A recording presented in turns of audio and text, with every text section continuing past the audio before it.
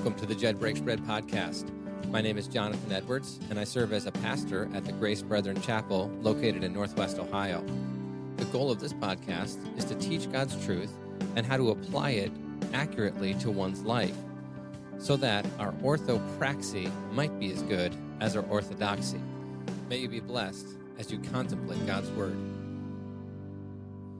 Greetings, saints and fellow bondslaves of Jesus Christ. Thank you for joining me again today on the podcast. And today I have the opportunity to interview probably the most special guest I will ever have on this podcast, the most esteemed guest, regardless of any titles that may come after her name. It is my beloved wife, Meredith. Thank you for joining me today, Meredith. Wow, that was a really nice introduction. You're welcome. Well, Meredith, thank you for coming on and talking about this. I think that when I look at our marriage, I think that we do a lot of things well. We also have things that we could improve on, as every couple does. But what I wanted to do in this particular episode is share some of the things that we have learned from the scriptures and we have learned how to implement in our lives that has allowed us to have a marriage that is relatively peaceable and very fulfilling. I mean, I think that we don't have a lot of conflict. We don't have a lot of arguments. And it's due to the fact that we put biblical principles into practice in very easy to understand and basic ways in our relationship. And I think that really makes a difference. And I think every couple should be striving for this. In fact, you know, we've done a lot of premarital counseling together for couples. And the things that we're going to talk about today are the very things that we talk to those couples about. So, all right. So today we've got four things that we are going to share with you, 4 principles that will help you in your relationship to make your marriage easier work than it is. It's work, but it can be easier work. And the first principle that we have to look at is to make Christ the priority and submit to his commands. I remember, Meredith, when we were dating, this is something that we talked about a lot. I grew up in a Christian home, and you got saved in college. Right. And I think that we both had a desire as Christians to want to honor Christ first in our lives, and we weren't sure how to do that necessarily in a relationship. Yeah, that's true. It was the first time you were my first boyfriend. And you were only my second girlfriend. I mean, but I had dated somebody for like 3 months before that, and I actually broke up with her because I didn't feel like she wanted to follow Christ in the same way that I did. Well, and I had learned that, when you first get saved, you're just like overwhelmed by Christ's love for you, and you want to do so many things to honor him. You're on fire. And so I'd watched Christian couples through that mentorship time in my life, and I thought, I want that. I want to have a marriage where Christ is at the center. So because we came from it from that perspective, it guided our conversations.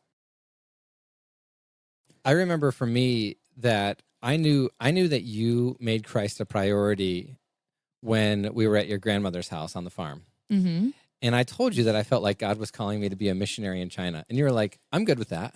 Was that before or after I told you I wanted to be Amish? Might have been. Maybe after. I don't remember.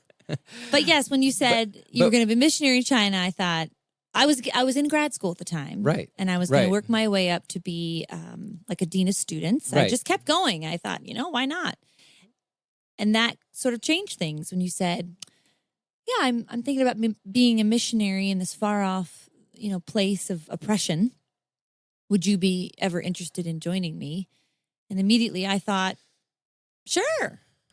I know. And to me, when you said that, that was like a green light to move ahead in our relationship, because that showed me that you were prioritizing Christ and his commands for you as a woman over your own career ambitions. And I think that was like okay, we can move forward with this now. We can make a relationship work if we're going to both be submissive to Christ. Like if your response would have been something like, well, I think that's good for you, but I'm just not sure I'm cut out for that. I don't know that we'd be here today. And I don't know that everybody has to have that kind of moment to get to that point where they realize that Christ is the highest authority in their relationship. But there should be something that you can point to in your relationship where you're saying, I'm choosing to follow Christ. I'm choosing to obey Christ more than I'm choosing to love my spouse, or I'm choosing to love my Mm-hmm. children, or I'm choosing to love the things of this world. Mm-hmm. I'm willing to sacrifice everything for the sake of Christ. Mm-hmm.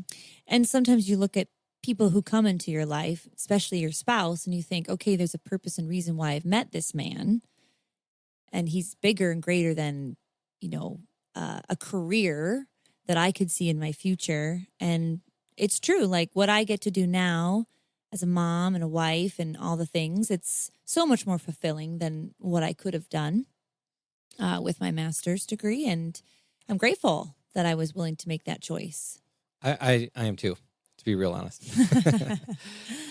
I think a lot of people, a lot of couples, and maybe it's especially women, but I don't want to like just criticize women. I'm not trying to do that. I think a lot of Christian couples struggle to not make children the priority of their relationship. Mm-hmm. I think that's one of the big things, because we see so many things in our culture cater to children. You have like sports schedules, you have arts schedules, whether it's dance or music or theater or whatever that might be. There's education. Obviously, we know children are expensive to raise. And I think that a lot of even Christian families, a lot of well-meaning Christian families don't have the ability to say no to their children in order to prioritize Christ in their relationship. Mm-hmm. What has been your experience with that? How do you think through that as a mom? It is hard, especially when you are involved with your children's lives in such a deep way. Being a mom who also homeschools, you're not only catering to your children in meals and housework and, just a general relationship, but you're also their teacher and their mentor and all of that. And so I do spend a lot of time with our children, but yet I also know they're not my husband. They are created from God. They are his through us. And it's a privilege to be their mother.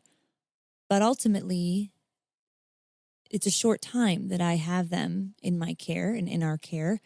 And I just see it as, they're precious beyond measure for us. But yet, my relationship with you is the picture you have in the Bible where Christ, models his love toward the church. I mean, it talks much more about the relationship of marriage in scripture than it does about Mother and child. Yeah. And you just have to keep that in perspective, no matter the hours that you spend. Because I certainly spend more time during the day with my children than I do with you. Absolutely. But that doesn't negate the fact that my relationship with you is above them.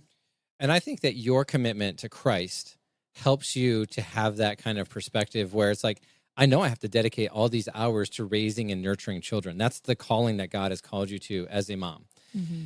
But at the same time, you're not trying to sacrifice our relationship in some way, shape, or form to do what you want to do with the children. You're making sure that there's appropriate boundaries set. And every now and then, we both fail. We cross the line of boundaries and we have to have a reset.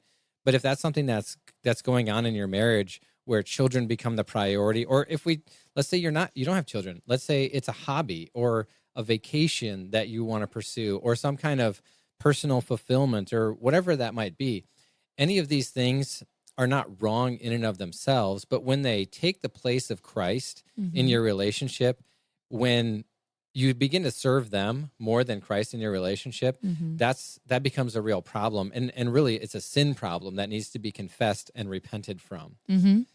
So I think that as I examine our relationship, obviously we can always do better. But I think that one thing that has been very obvious to us is that we've made Christ and submission to his authority a central part of our own relationship.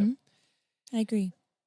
In conjunction with that, like a coordinating idea with that is that we have both adopted the attitude of Christ when it comes to how we relate to one another. And I would say that this is manifest in the verses that Paul commands the Philippian church in chapter 2, verses 3 and 4, when he says this: "Do nothing from selfishness or empty conceit, but with humility of mind regard one another as more important than yourselves. Do not merely look out for your own personal interests, but also for the interests of others." So the second habit or the second principle that I would say that we have done well to make marriage work easier is to put the interests of your spouse above your own. Mm-hmm. And Paul writes this in the context of the local church, so that the local church will look to one another and say, hey, I'm going to put the interests of all these different people ahead of my own. And when that happens, it creates a sense of unity and a willingness to be humble and a desire to see Christ exalted versus your own interests exalted. I will say this. I think that when you put your spouse's interests above your own, you don't get to do everything that you want to do. But when you do get to do those things that you enjoy, it really works out better because you feel like it's well-deserved or it's well-earned. Like there's no selfishness, there's no bitterness, there's nothing like that when both spouses are actually putting the interests of one another ahead of their own. Yeah, I agree. And I think, in marriage, you want to strive toward valuing the use of each other's time. I know you trust the use of my time and how I use it during the day when we're not together. And I trust and value the use of the time that you use and how you spend it. And so in that way, if there's things that we want to explore and interests outside of one another, it's simple. It's easier just to say, hey, I'd like to, pursue something different that you may not be interested in. But because you know that I use my time wisely as best I can, that you say, okay, Meredith, I value that for you. I think that's great. One example, I decided I wanted to play violin. Never played violin in my life. And I came to you and... But you're doing it along with our son, With Levi. our son, right. Yeah. He started last summer. And in November, I came to you and I said, hey, I think I'd like to buy a violin, an adult size, and to start playing in my 40s. And you're like, cool. And so there's things like that where I just appreciate that you give the freedom of, helping me put interests forward. And I don't ever shy away from asking you those things because, again, I trust your judgment and you know how I use my time. And same, you'll do things that I may not be interested in, but yet you are. And I think that's great. We both give each other the freedoms. Yeah, we don't have to have like the exact same interests. But what I think is really important is that when you recognize that your spouse has an interest that's different than you, that you do things through communication and through time management that enable you both to be able to pursue the interests that you like. So one of the things that is really important if you're going to put the interests of your spouse ahead of your own is talking about everything. Yes. And we actually have a shared calendar that helps us understand like when time has been committed for various things. So I enjoy hunting. I enjoy fitness. I enjoy golf. Those are some hobbies that I have outside of work. And one of the things that I'll do is I'll say, hey, here's the days that I'm really committed to going hunting because like these are key dates in the season. And I'll say to you, like, do you have anything on these calendar dates? And if you say no, and I say, can I put hunting on that calendar date? Then, you give me the permission to do that. And I do that and I can go and you're not going to hold it against me. At the same time, I also say, hey, what are the chores or what are the projects that you really want to have done? And I try to bank those things up and make sure that I'm taking care of the things that you think are a priority around the household so that you're not sitting there at home thinking he could be fixing my whatever right now instead of sitting in a tree stand trying to shoot a deer. And so when you're thinking about putting other people's interests ahead of your own, you clearly have to give up some of your own time to do that. But you then, when you get to pursue your own interest, your spouse is okay with that. And you just have like a much more free conscience to do that. Yeah. Just going back to the violin example, I came to you with ideas for how much it would cost and what this is going to look like and just details. I also work a little bit outside the home as a childbirth doula. And I always talk to you every time before I'm approached by a client, when they're due, what else we have going on around the time that they're due. And you allow me that freedom to pursue the interests that I have in doula work. And also I allow you to be a part of it because we literally talk through every choice that's going to affect both of us. You give me that freedom, and I appreciate that so much, Jonathan. And I know you appreciate the same when you're going and doing things that, again, may not interest me. But again, it's that freedom. It's that valuing of each other's time. I know you're a hard worker, Mm-hmm. and I try to work really hard as well. So that helps immensely. It does. It does. You know, just knowing that about each other, we trust each other that way with our time. Right. So let's move this conversation about putting others' interests outside. Let's move it from like hobbies or things that we pursue maybe outside of the home to things inside of the home. For example, since early on in our marriage, well, maybe 2 or 3 years into our marriage, our first few years of marriage, we were so poor we could just barely afford to buy any kind of groceries. But once we started to have a little bit of like money that would allow us to buy a higher quality of grocery, one of your priorities and one of your interests has been healthy eating. Yeah. And so you prioritized spending more money on food versus spending more money on maybe personal care or decorations or vacations. Like you'd rather eat well throughout the year than save a few $100s a month and go on a more elaborate vacation. It's true. And so we've had a lot of discussions about that over the years. So I just want you to see that, or I want people to see that it's not just in terms of like hobbies that you put somebody else's interest ahead of your own. It also goes to like, well, how do you want to cook? How do you want to feed our family? And why do you prioritize that? Absolutely. You know, we've talked about that. To me, I value good food, good produce. I like to buy some organic things. And, you know, for me, that's really important because it's healthier for our bodies. And I try to, you know, teach our children that even in our hours we spend in school and whatnot for snacks. And I appreciate that you are okay with that. Now, if there's a time when we have financial restraint, you know, we, you know, I'm willing to give up the organic celery, but it tastes really good. It does taste good. If you haven't tried organic celery, it's worth the extra $1.50. But, you know, I just think that it means so much to me that, you know, I do most of the grocery shopping. I do most of the cooking. And so you give me that realm. And, you know, we have conversations like, what's our budget this month? And is it still good that I can get what I want to get for our family? And I think, you know, that goes to everything too. Like I have things that I prioritize. Like I prefer to buy a high quality of clothing.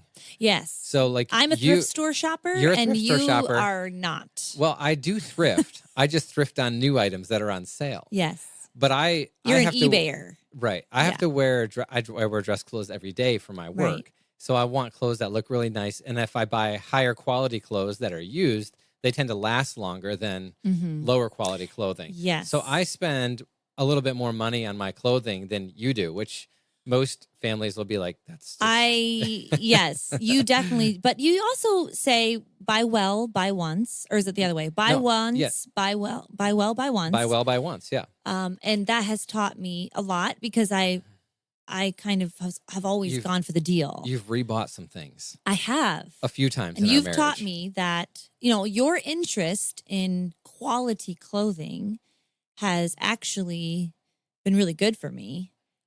So you never know, like by putting one another's interest and allowing your spouse to explore their interest and pursue it, you might be surprised at how much you find that you can learn from them. Yeah. And I, you know, since being married to you, I think twice before I buy something that, yeah, maybe it's only 99 cents, but is it really that worth it? Right. You know, I should just go buy something that's going to last me much longer. My favorite example of this from our marriage days, early in our marriage, you bought like the cheapest mascara you could find at Walmart. Yeah. And you used it like 2 times and it dried up. Yeah. Then you had to go back and rebuy like a higher quality mascara. So if you'd have spent $2 more right from the very beginning, you would have saved whatever the cost of that cheap mascara was. Or the time I brought home it was a black sweater with sequins on it from Goodwill for Christmas Eve service.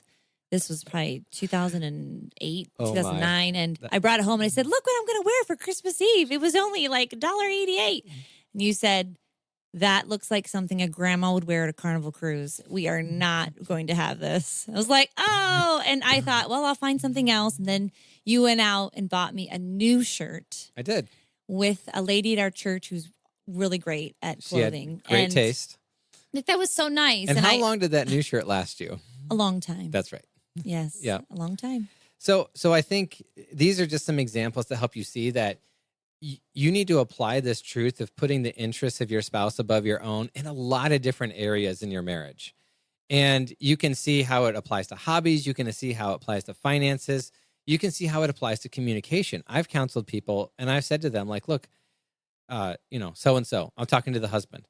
Look, Mr. Husband, you know that your wife values when you sit and listen to her for 30 or 45 minutes every day.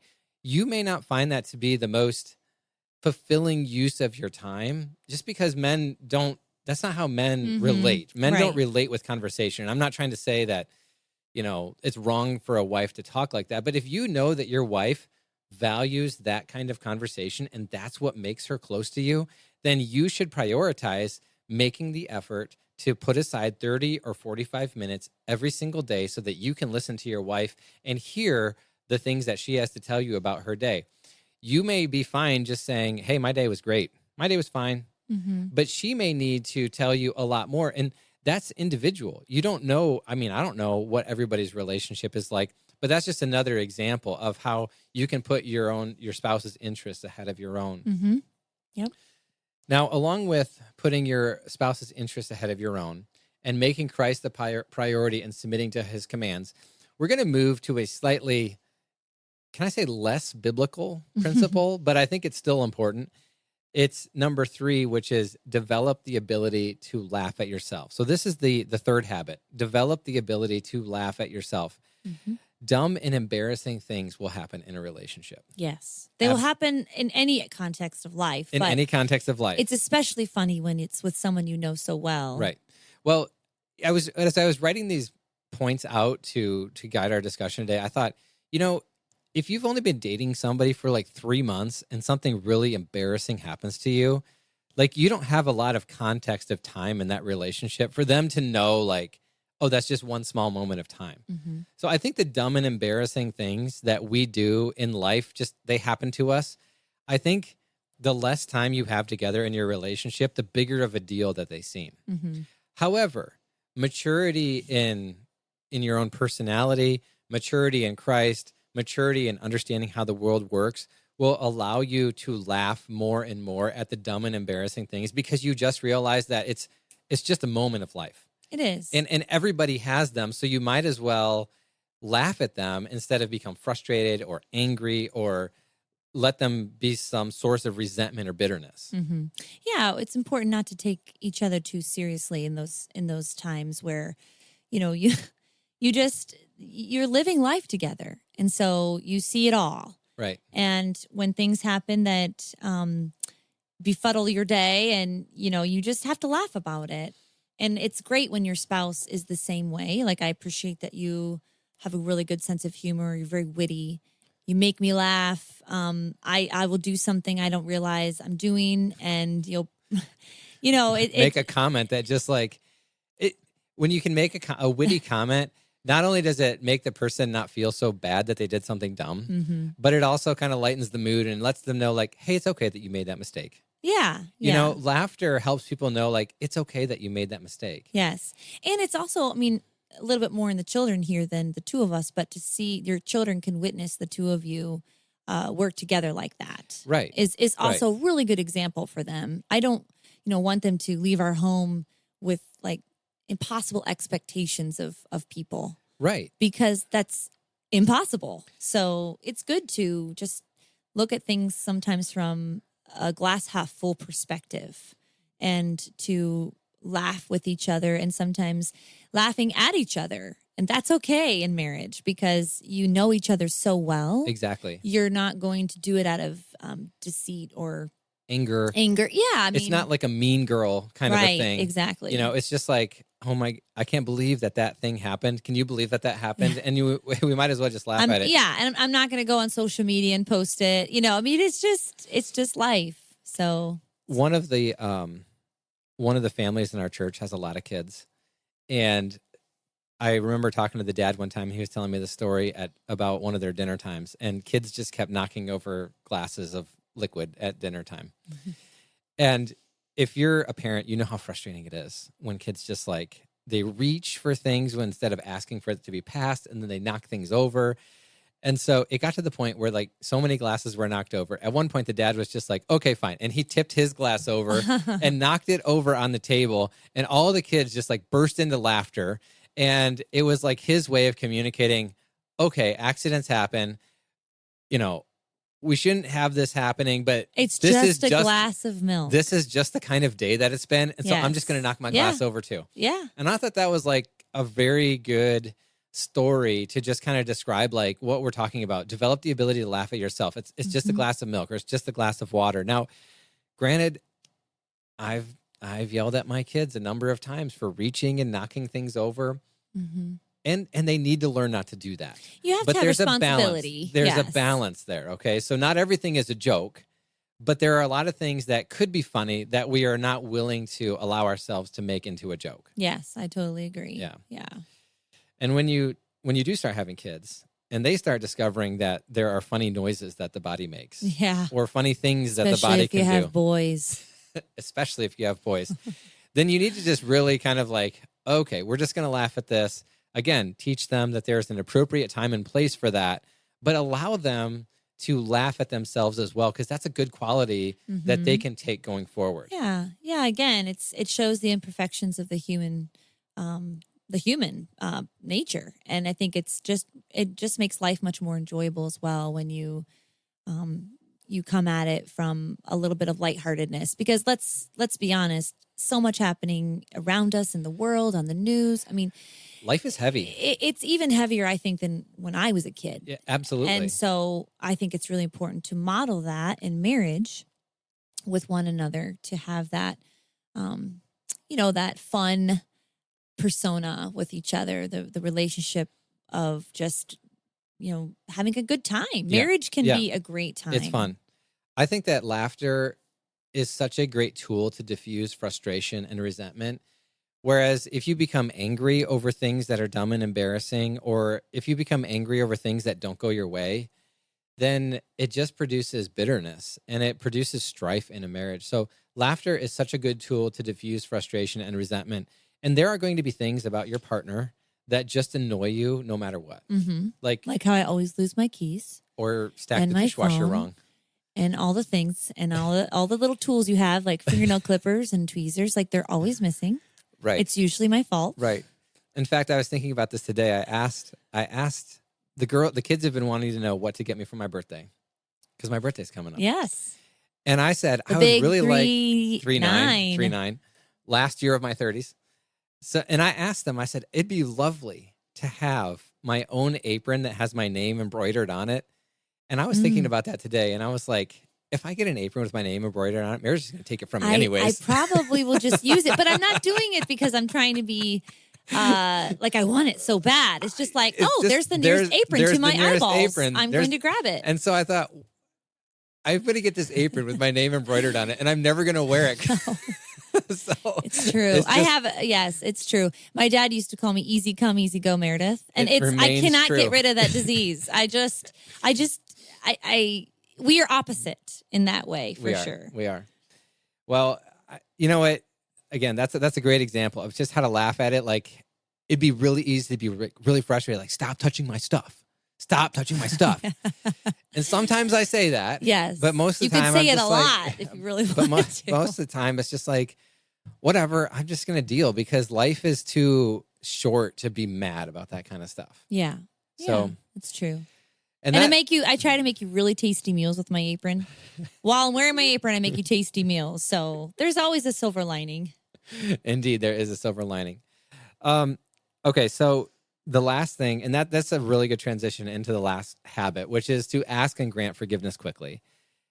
Maybe you do a dumb, embarrassing thing, but maybe you sin against your spouse. And this is absolutely going to happen in a marriage, because you put two sinners together, even if you're keeping Christ as the center of your relationship, even if you are thinking about like all the ways that you want to honor Christ and put off ungodly habits and put on godly habits, you're still going to sin against one another. And I think that it's very, very important to ask for and grant forgiveness very quickly. Mm-hmm. Like, I don't remember where I learned this from, if it was in a book I read or in the advice that somebody gave me, but the advice was basically like, hey, if you know you sinned against somebody, like go fix it right now. Like within 10 minutes, go fix it.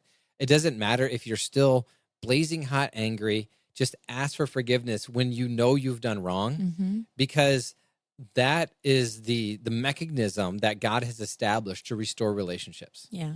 And forgiveness, like I said, restores relationships. It brings about reconciliation and it brings peace quickly.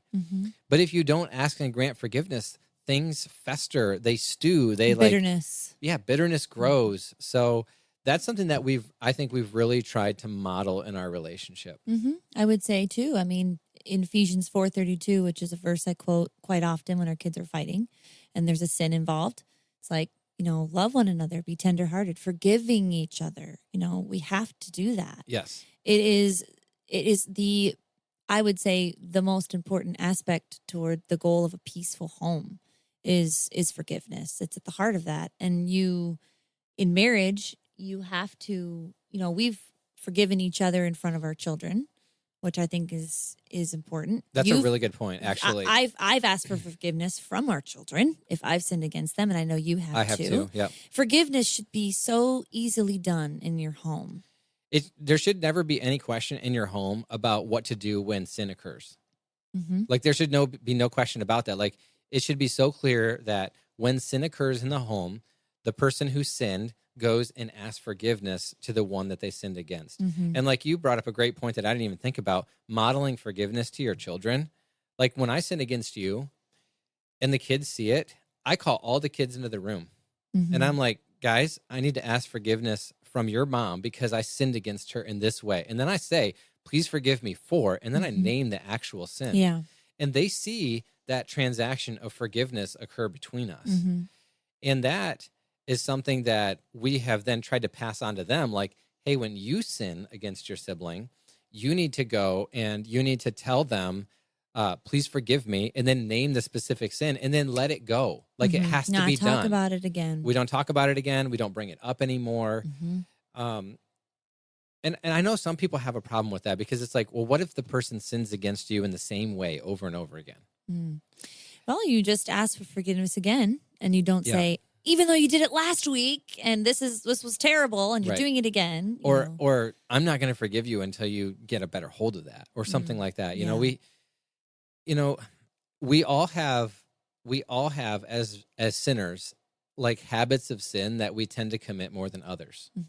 Like some people tend to lie more than others. Maybe some people tend to gossip more than others. My sin that I've had to really work hard to overcome is to not have outbursts of anger. And I think there's a lot of people who have outbursts of anger. That's my sin that I have to overcome. And while I'm trying to break the habit of that, I'm still going to sin that way. And even if I've broken the habit and it's become a rare sin for me. I would say you do that less and less and less, right? As you mature in Christ, right? And that's what people need to see is, hey, I can grant forgiveness for the same sin over and over again. I'm not going to look at the 2-week part of their life where they've just been working on it. I'm going to try to zoom out and look at a 1-year span or a 2-year span or a 5-year span and see, has this gotten better over 1 year or 2 years or 5 years? And I can say for me, the outbursts of anger have certainly become way under control compared to like when we were first married. Like if I take the first 5 years of our marriage and the last 5 years of our marriage, we've been married almost 17 years now. The first 5 years wasn't very good. The last 5 years have been a lot better. But that shows your growth and maturity in Christ. But if you, after 5 years, were like, I'm not forgiving you anymore because it doesn't seem like this is ever going to change, what would that have done to our relationship? I mean, all you have to do is literally think about your relationship with Christ and how much he forgave us, what he forgave us from, and what he did for us, on the cross. I mean, just the magnitude giant, of that. there's no word to Right. to describe how much forgiveness we were given. You just have to remind yourself of that. And that in turn helps you to see like, okay, 5 years in, you're still struggling. Like, okay, so what? I'm going to keep forgiving you Mm-hmm. because that is a small act I can do that, I mean, doesn't even compare to what I have been forgiven from. Right. And that's exactly what Jesus taught us to pray. I mean, when the disciples said, Lord, teach us to pray, one of the things that he said we should do is to forgive others just as the Father Mhm. forgave us.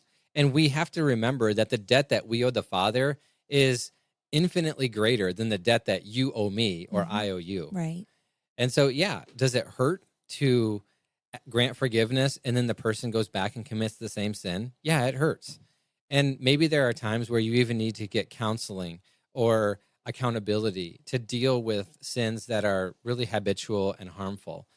But by and large, we need to remember that it's our responsibility to forgive in the same way that God has forgiven us. And the debt that we owe one another is just, it pales in comparison to the Right. debt that we owe God. Exactly. We have to keep that godly perspective, that vertical perspective all the time. Absolutely. Mhm. And that again goes back to habit number 1, making Christ the center. Mhm. What did Christ do for me? Well, he died on the cross for me, and God the Father charged all of my sins to his account. Mhm. Yeah. So, yeah, I need to then remember that God charged all of your sins to Christ's account too, and I grant forgiveness based upon that, not based on how I feel. Right. I think a lot of people want to I'll forgive you when I feel When ready, I feel better. when I feel better. Yeah. We've had a lot of times in our marriage where one of us has asked for forgiveness and the other one was like, I don't feel like giving you forgiveness, but I'm going to do it right now. But it's amazing when that person, whether it's you or me, is the first to reach out the hand. You know, because usually things that you're forgiving each other for, I mean, it's usually both of us are at some fault. So when the first person, no matter how you slice the pie, yeah, it's almost always two people who are at fault in yes. some degree. And after the first person, reaches out, it just melts away some of that festering anger or spite and really diffuses the situation. And then, it's much easier than for, let's say you ask for forgiveness. I'm going to respond, because it's like, okay, what are we doing here?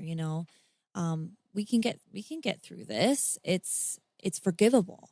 It is. And I love you more than whatever it is that we're struggling with here.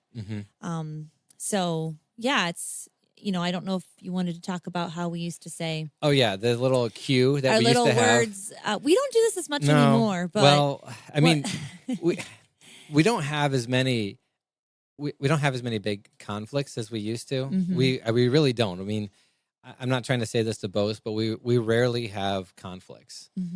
We used to have a lot more conflicts, but we've learned to live together. We've learned to be more Christ-like, and that has helped us in a lot of ways. And that's the goal we That all is the should goal. have in marriages, is to be better every day, Right. be more sanctified. But yeah, when we first got, it might have been when we were first dating. When we were dating, we had these words where, if it was something I needed to come forward, ask for forgiveness, I would hold my hand out and say, I would reintroduce myself. I would say, hi, Jonathan. I am Moody Meredith. And I would say to you, hi, Meredith. I'm Jerk Jonathan. Yeah. And we would shake hands. Yeah. And that was our cue that it was like the end of the argument. Like we had granted the forgiveness. It was basically like a relationship reset. Like, oh, I'm just being reintroduced to you now. We're starting off again. And sometimes we would do that 2 or 3 times in a day. Yeah. Yeah. And it's neat because it does, it's a beginning to the forgiveness, but it also would usually make us laugh. Right. And, right. That also helps in reconciliation. And I know it sounds like cheesy or corny or whatever, and you don't have to imitate us exactly, but you can find some little reset, some little trigger that helps you to basically start over your relationship that moment so that whatever happened before doesn't continue to affect the rest of your day. And that's what that did for us. The handshake was just a reset, and we were like, okay, whatever happened, we're putting that behind us, and now we're going to move forward. Yeah, and it's also fun. We've gone car rides where we're like thinking of other ones like Boastful Betty, Callous Chris. Now, if your name starts with like Q, I'm at a loss, but might be hard. But yeah, I mean, if you have a name, questioning Quentin. There you go. That's pretty good. I don't know. Yeah, it's something that really helped us, especially in the beginning years of our marriage. Yeah. And I don't, we've kind of grown out of that habit, but it was good for us at the beginning. But we've grown out of the habit because we've just done such a good job of asking and granting forgiveness quickly that it's just understood. Mm-hmm. It's understood. Like, I sinned against you. Please forgive me for those hurtful words that I said. Mm-hmm. Okay. Okay. You're forgiven. Now we're I moving. forgive We're you. moving on. Yeah. We're moving on. Mhm. So, all right. Well, Meredith, thank you for coming on and sharing some of these joys of marriage, the habits to make marriage work easier. Is there any final comments that you want to say, or anything that you want to share with people who are listening? Other than, if you are having issues or, struggling with some of these things, as we have, as we've mentioned, always seek counsel. There's great people who are ready and willing to help you through things. Marriage counseling is a real thing, and It's a real good thing. it is. Marriage is for life. It should be for life. And sometimes it takes work. Sometimes you need, an objective or outside counsel in that. And so I just would encourage everybody to really pursue this seriously, but also with an open heart, to be teachable. And yeah, marriage is the best thing on this earth. And I'm grateful for almost 17 years with you. And I know that we both have made the commitment that no matter what comes our way, if we are at a point where we need help, we would pursue that. We would seek it. Yep. Because again, marriage is for life. Yep. And we recognize that marriage is bigger than us. Yeah. Marriage is a commitment that we made before God, and we need to honor that commitment. Mm-hmm. No matter what comes. Yeah. So thank you for this great podcast experience. You're welcome. You're welcome. Well, I know that you listen to me preach week in and week out. You listen to me teach Sunday school. You don't often, and there are a lot of times where afterwards you come and you come to me and you're like, well, here was a really good example you could have used, or here was something that was a great point that you could have made. And I'm like, I just didn't think about that in the moment. So I thought, hey, this is Valentine's Day week. Happy Valentine's Day, by the way. Thank you. I'm still waiting for my card. I have it. I just have to write in it, but I know where it is. I actually know where it is. It cracks me up. Oh, man. Happy Valentine's Day. And we thought, there's other couples out there who are celebrating Valentine's some point this week. And this would be a great topic for any married couple to listen to. And also, if you're engaged, try to think about how you could put these things into your relationship. If you're dating somebody, look for somebody who's interested in putting these kinds of principles into practice in your relationship, because these are things that are fundamental no matter what culture you're in or what age of life that you're in or whatever. So, all right. Well, thank you so much, Meredith, for coming in and joining me today. This was a real blast. It was really fun to have you on. Oh, thanks. And to all you who are listening, God bless you. May your pursuit of godliness be glorifying to Christ.